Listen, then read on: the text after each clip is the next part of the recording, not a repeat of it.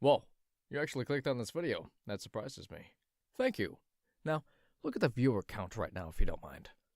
You'll see that it's under 2 digits. That makes you a content consumer pioneer. So look at you, you little trailblazer. Thank you.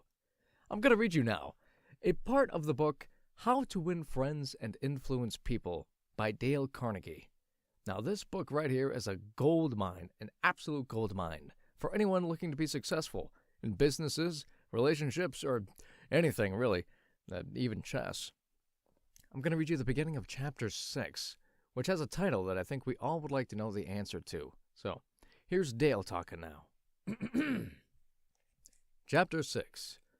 How to Make People Like You Instantly. I was waiting in line to register a letter in the post office at 33rd Street and 8th Avenue in New York. I noticed that the clerk appeared to be bored with the job, weighing envelopes, handing out stamps, making change, issuing receipts. The same monotonous grind year after year. So I said to myself, I am going to try to make that clerk like me. Obviously, to make him like me, I must say something nice, not about myself, but about him. So I asked myself, what is there about him that I can honestly admire? That is sometimes a hard question to answer, especially with strangers, but in this case, it happened to be easy. I instantly saw something I admired no end. So while he was weighing my envelope, I remarked with enthusiasm, I certainly wish I had your head of hair.